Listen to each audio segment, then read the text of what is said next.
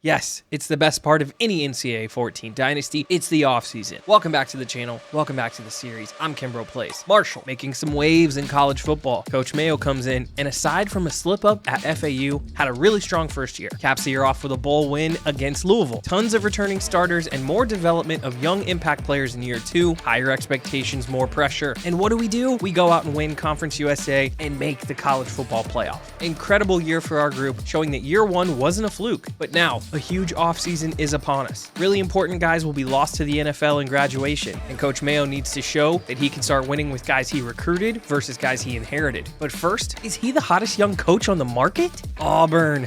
The SEC has come calling. Oh my goodness. Auburn wants to hire Coach Mayo after a disappointing 4-7 season. They fire their head coach Brian Harsin, a 3-star program with a tradition, but hasn't been above 500 or bowl eligible in 3 full seasons. Penn State would mean a move to the second hardest division in college football, the Big Ten East, and we would only be the 3rd best team in the division, let alone the conference. Penn State has so much working against them, going against Ohio State, and in this alternate reality, Michigan has been crazy good. Looking to get back its storied tradition out there in the Pac-12, 5 straight years of 7 wins or less. A program tradition of A-, the Golden Bears are an intriguing option, but could we dominate in recruiting the way we need to with USC making a comeback? Hokie Nation, stand up. Blacksburg could be our new home. They've struggled to find their footing after losing Frank Beamer to retirement. Coach Mayo could be the right fit for a school known for its incredible defense and special teams. Herd Nation is too strong, however. We're coming back to Marshall. We've turned down all 4 of those offers, and I'm thrilled to be back and see this team into year 3. The culture is built, the program is on the rise, let's keep it going. Lots of changes across the country as some good positions became available this cycle. Honestly, the one I considered the strongest might have been the Virginia Tech job. I feel like Clemson only barely has a grip of the ACC, and Virginia Tech doesn't have as many roadblocks from bigger schools like Auburn, Penn State, and Cal do. We were not offered by Nebraska or UCF for their jobs, and I probably would have given the Nebraska job a thought as well. Nevertheless, we're staying in Huntington. The carousel each year means we have some changes to our staff, however. As you can see here, Gunter Brewer takes over at Middle Tennessee State for Tim Beck, and Skip Holtz was fired from Louisiana Tech. So who's on our new staff? Well, we actually hired Skip Holtz to be our new OC. It's a great hire to replace Gunter Brewer with another former head coach who can be the head coach of the offense, since Coach Mayo's a defensive guy. Defensively, we're taking a shot on first-time defensive coordinator Anthony Palmer. Very inexperienced, but hopefully he can step in and coach these guys up. Coach Palmer is a level 1. He's not going to add a lot to this team in terms of those skill tree boosts, which is disappointing, but we'll make it work. Skip Holtz, however, is a different story. Son of Hall of Famer Lou Holtz, the legendary Notre Dame head coach, Skip is the former head coach at UConn, ECU, USF, and Louisiana Tech, of course. He comes to us with 24 levels we can use to upgrade the offense. So helpful to a team with a first-year starter at QB. We'll leave ball security at 2 of 3 and athlete at 1 of 3. Everything else is maxed out in his tree. Our first look at the Dynasty Hub and the players leaving module.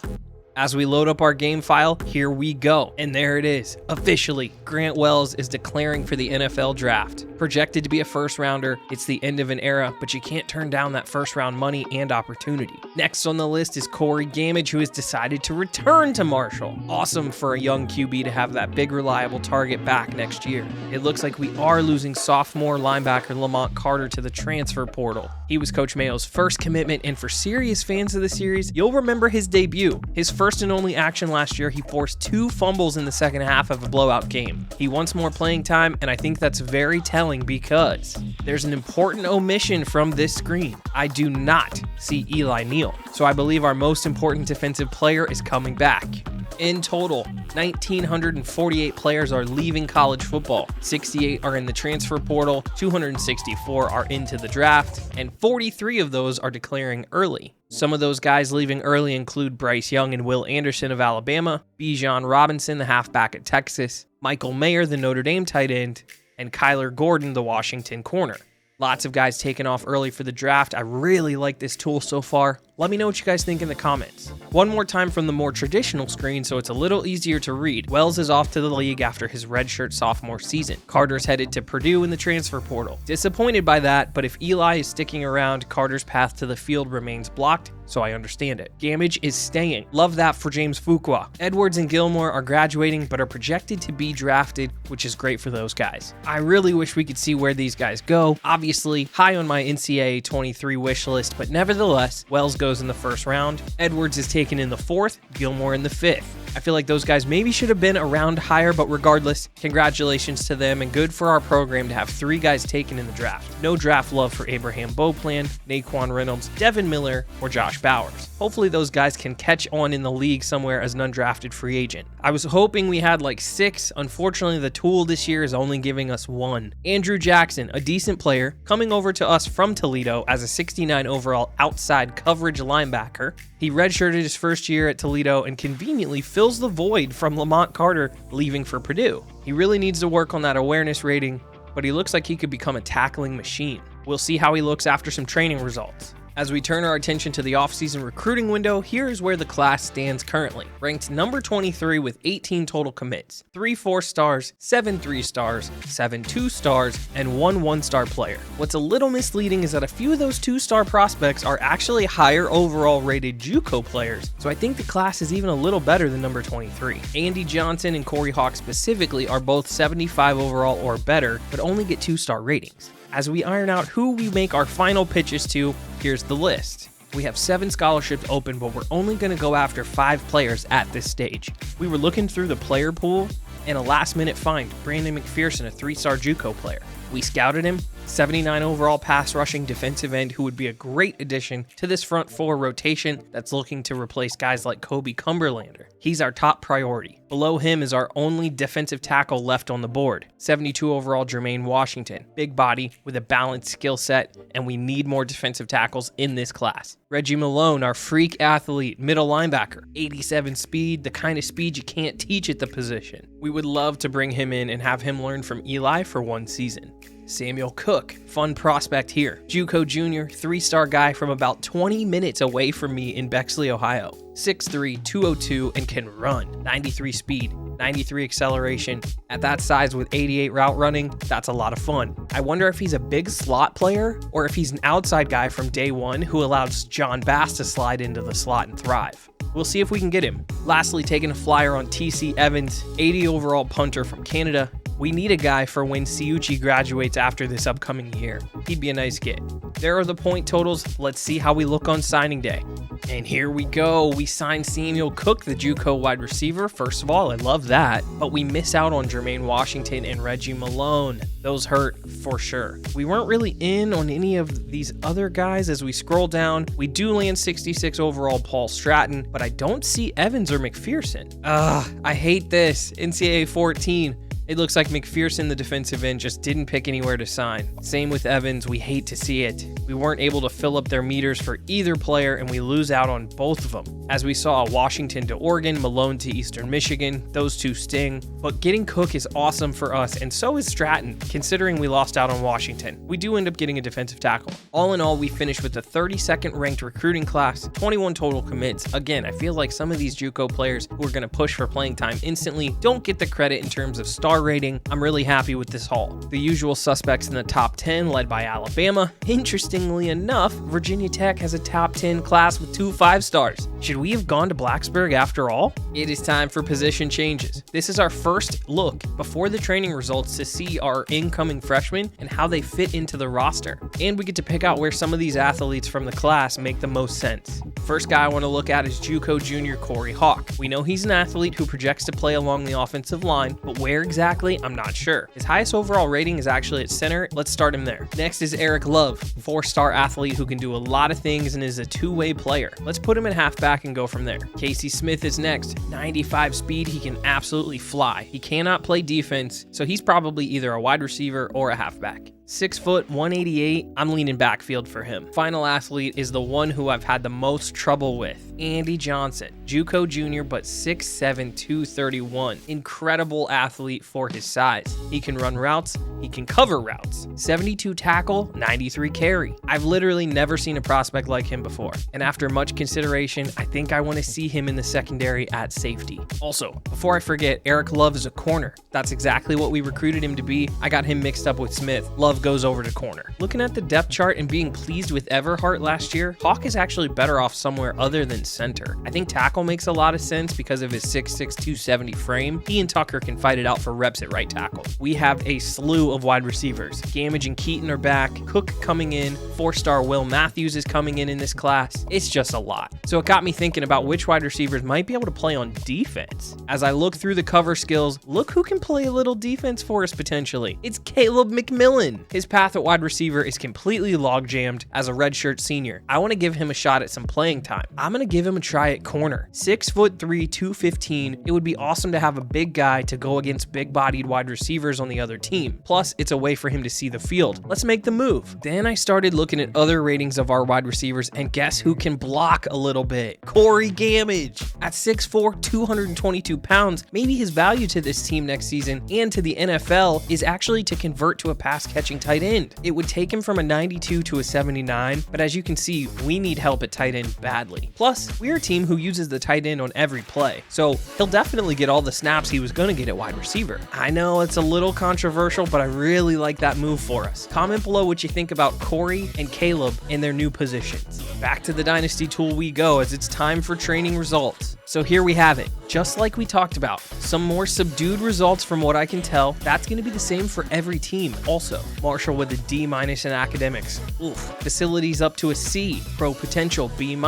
Head coach rating a 98. Skip Holtz, the OC, gives us a 38, and our new defensive coordinator Palmer just a 1. So I wonder how all these ratings are going to factor in, but as I've mentioned, I really like that the game isn't going to blindly give huge boosts to career backups who've never played. Real development of the entire program will have to take place. Let's slide back into the game so we can see these numbers a little better. Okay, time for the quarterback room. James Fuqua +2. He's now up to an 83 overall. +2 bonus. He's up to a 90 speed. Gets a little bit of acceleration. +3 in his awareness. +1 in break tackle. He's up to an 86 after a +1 on his throw power. No change to the accuracy.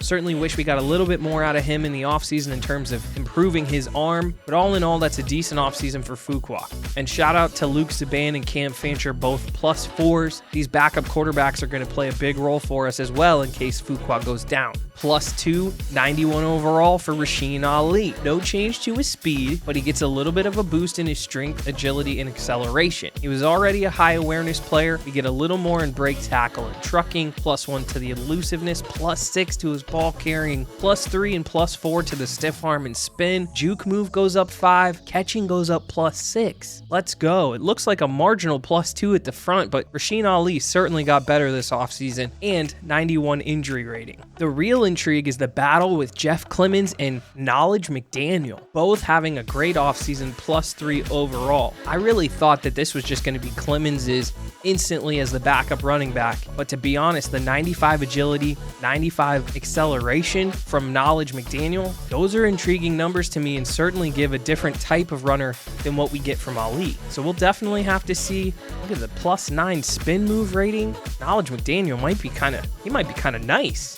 Talik Keaton +5 up to an 85 overall. That's a really good boost for him. John Basco's +3. He's up to an 83. Decent for both of these guys. Keaton with the +5 awareness rating. Huge gap between he and Bass. Both guys get a nice break tackle boost. A little more elusive for Bass. +8 juke move for Keaton. He's going to be breaking ankles. +4 catching. That's huge for Keaton. We certainly need to limit his drops as he could not hang onto the ball consistently all year. +12 catching for Bright down down there, by the way. Love that. Both guys get a good boost in catching traffic and a plus 12 for Timmy Chambers. We haven't even touched on wide receiver 3 and 4, but looks like the whole group did a great job. Plus 8 and plus 5 and plus 8 route running. These guys really did some work, and I'm loving how well this tool is helping out some of these ancillary ratings for these guys. Don't forget, John Bass can kind of throw the ball. I'm just going to put it out there. A little bit in the blocking, nothing major. These guys don't do a ton of blocking, and Keaton with the 99 injury rating. That man is never coming off the field in his senior season. The Corey Gamage experiment at tight end might just work.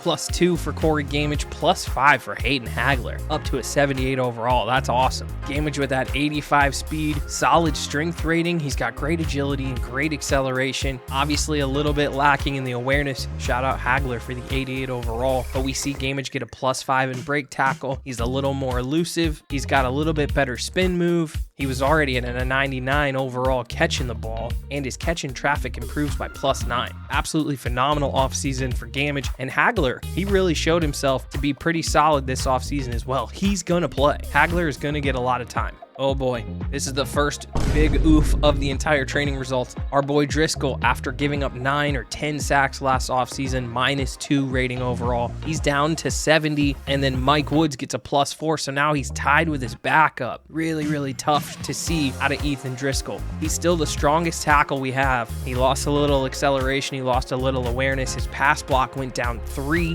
which we know is already a struggle. His impact block goes down as well. You see Mike Woods has got some decent blocking ratings. He's definitely making a surge. We're definitely going to have to see what's the deal with these two, as the left tackle job is now a battle. Left guard Logan Osborne, no change to the overall rating, but he does have a little bit slippage in his awareness and his strength, but no change to his blocking ratings. A little bit interesting. He literally comes back as the same player he was last year, basically. Plus 2 boost for center Chris Everhart, up to a 76. He gets a little more strength. He gets a lot better in the playbook, 79 overall awareness. I thought Everhart had a really nice year last year. It's good to see him have a decent offseason. He's penciled in as the starter for sure. Joe Graham, plus 5 overall, the true sophomore, one of our first offensive line recruits. He comes through with a great offseason. Jack Murphy gets a plus 2, but Graham really steals the show here. Now up to a 74. Similar strength ratings, a little bit less agility, but much more acceleration, and the awareness plus 10. Love to see it out of Graham. As I scroll through here, I see tackle and power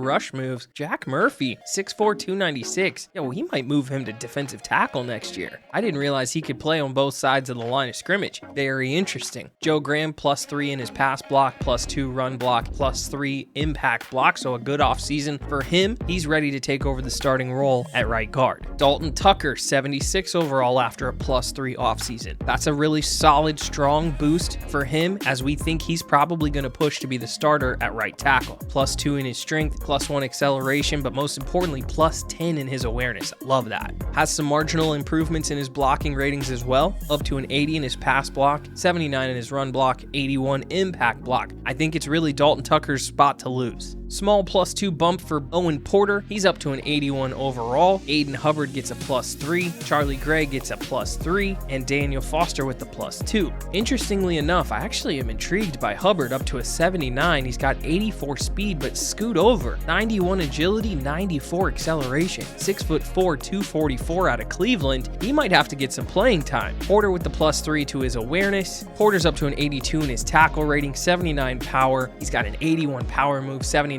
finesse move, so he's definitely still a pass rush specialist. But Porter, again, has a solid offseason. That speed, finesse move rating boost. He pursues. He's got some good block shed, decent play rec. We'll just have to see how the rotation shakes out. Maybe he's the first guy off the bench on the defensive end rotation. Other end of the line, right end, Elijah Alston, plus 2. Sam Burton, plus 2. They're both tied at 76. And then Nathan Berry rounds out the depth, plus 4, 72 overall. Alston, not very fast, but easily the strongest defensive end we have on the team. Decent agility and acceleration, gets a little help in his awareness. Shout out Sam Burton for getting in the books, plus 8 awareness this offseason. Nothing really special about the tackle ratings, but the hit power and the power rush moves for Elijah Alston really stand out. Upper 80s for both of those ratings. I want to see Aiden Hubbard get on the field, but I definitely think Alston and Burton will definitely be in the rotation as well. Scary situation here at defensive tackle. Tiny boosts for Price and Kaufman. 76 and 73. These two were penciled in to be our starters, so we were leaving a lot lacking on defensive tackle, especially relative to Jamari Edwards and how dominant he was last year. Really shocked Price didn't have a better offseason. He's up to an 80 overall in his tackling. Kaufman down at a 59, not great. Neither guy's especially great at pass rush moves, only decent motors, decent play recognition. I think the edges are going to have to work really hard, and I think we might see Eli Neal get a lot more tackles because the ball's going to run right up the middle. Speaking of linebacker, great opportunity here for Kerryon Martin. He's penciled in to be the starter, filling in for Abraham Beauplan. Gets a +5 boost. He's up to a 76 overall, 82 speed, but fantastic agility and acceleration. By far our most athletic linebacker on the team. Andre Morrison sees a +3. He's up to 68, and unfortunately our transfer, Andrew Jackson, that 1 year at Toledo, really set him back. He's a -2, 67 overall. Definitely like that Martin can tackle a little bit, but really like that he can rush the passer. So I see him again, block shedding, coming off the edge as that 5th blitzer, pursuing, tracking guys down with that athleticism, and he's got decent man and zone coverage skills, and he's got a +12 boost to his press rating. So maybe we put him on top of a tight end, press him up against the line of scrimmage. A lot of options here with Kerryon Martin. I really like him. Middle linebacker. This is exactly what I think the game is good at with this Dynasty tool. +1 for Eli Neal. Now he has a fantastic year, but as a true senior, after all these accolades, he really shouldn't get crazy good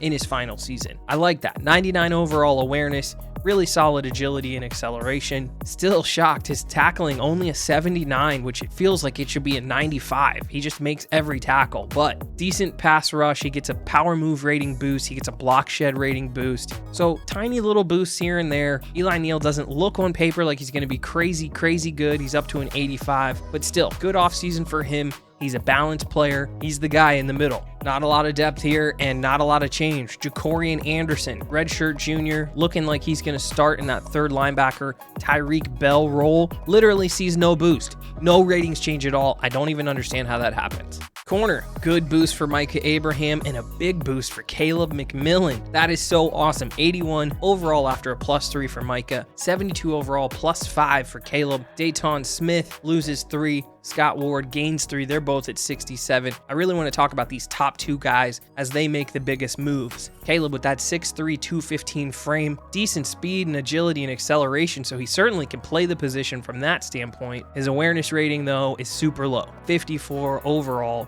Gets a nice +6, but I definitely think he'll have some blown coverages and make some mistakes this year. 70 tackle rating isn't bad, though. Right in line with Abraham. Certainly doesn't rush the passer or have a lot of block shed, but he gets a +9 boost in his pursuit. Play rec gets a little bit of help. Man coverage is in line at an 82. Zone coverage is decent. Shout out Mike is +8. Press coverage rating is decent. I actually think Caleb can play a little bit in the secondary this season. Really cool to see, and I'm really excited for Micah to be CB1 and see what happens. Magic Jackson, 78 overall after a pretty good +3 offseason. Malcolm Folk gets a +1. He's at a 74. Smith with a +4. He's at a 74. EJ, not a lot of changes with his speed or agility. Gets only a tiny +1 acceleration rating. As you see here, not a lot of changes happening. Most importantly, no change to his tackle. That's really all we needed EJ to get better at. 57 on his tackle rating. Not really in line with what we need to be a starter at this level. Block shed and pursuit go up. Play rec. His man coverage goes up by 9. That's fantastic. I almost wonder, looking at it like this with such a low tackle rating, do we have EJ in the wrong position? 6'2", 179. Should he probably be playing corner? I don't know if he's fast enough, but that man coverage rating and that lack of tackle really makes me think he should factor into the cornerbacks instead. It's officially Josh Hardiman hype season. +6 overall, the biggest boost on the team. He's up to an 83 after a fantastic year. +1 or 2 in everything: speed, strength, agility, acceleration, and awareness. So he definitely went to work this offseason. Gets a nice little +2 on his catch rating. Best of all, he's better a tackler. 71 overall, 73 on his tackle power. And he gets a 79 +7 boost on his block shed, +5 up to an 88 on his pursuit. Press coverage, man coverage, zone ratings. He's just really good in coverage now, and I'm really excited to see Josh Hardiman go to work his second year as a starter as a redshirt sophomore. He's still so young. +3 boost, 82 overall. Expect another solid year from Kevin Hayes. Sees a +3 in his awareness and gets a really nice +6 bonus in his kick power, up to a 90. Kevin Hayes is going to be awesome again this year. The other specialist, however, I can't say the same. -2 for redshirt senior Shane Ciucci. We see him get a -3 on his kick accuracy, and obviously with a young quarterback, it's going to be important that we become a good third down conversion team. Not going to be able to flip the field as often as we'd like this season. As we look at the full team training results, 91 overall Rasheen Ali leads the way. Neal, Keaton, Fuqua, Bass round out the top 5 players on our team. Really happy about the progress and the work done by Keaton and Hardiman. I'd say I'm most concerned about defensive tackle and really disheartened by Ethan Driscoll and now the left tackle battle. 270 overalls fighting to start at left tackle, not exactly how you want to introduce your brand new quarterback. All in all though, I thought the tool was fair. I thought it was a really good offseason for our team. Only 4 to lose this year. We're going to start off with 45 overall Jason Brown. He's the first cut. Gotta go. Can't do it. No other obvious cuts, however. We got to do some digging. We're going to cut 4th string quarterback Mackey. Gives us a reason to go get quarterback in this recruiting cycle. Left end Hall. JUCO's gotta go. We're too deep at defensive end for a JUCO player to stick around at the bottom of the depth chart. And then our final cut's going to be true freshman corner McFadden. Not a clear path to the field, and he'll get lost behind 3 more cornerbacks in this cycle from his class. Conference reshuffling. Next big thing to talk about this offseason was going to be conference realignment. In real life, teams are moving all over the place, both for this upcoming season and in the future. I thought we should try to mimic some of those changes and see what happens. Let's take a look at what changed. The ACC, no changes. Big Ten, we know USC and UCLA are coming, maybe Notre Dame and Stanford, but for now, we'll keep the league unchanged. Pac-12, Big Ten not stealing anyone means the Pac-12 survives, unchanged. The MAC, no changes. Mountain West, no changes. SEC, no changes. Big 12, we're starting the conference changes in a big way. BYU, Cincy, Houston, UCF, all making the move. In real life, this is actually happening in 2023, which is kind of where we are in the Dynasty in Season 3. I'm not sure about the conference names or the sides of the brackets and how it's going to be balanced, so I tried to balance them as much as I could on my own, but the Big 12 is in for a big season. Independents, only a few remain, most notably Notre Dame, still yet to find a conference. The American, big changes.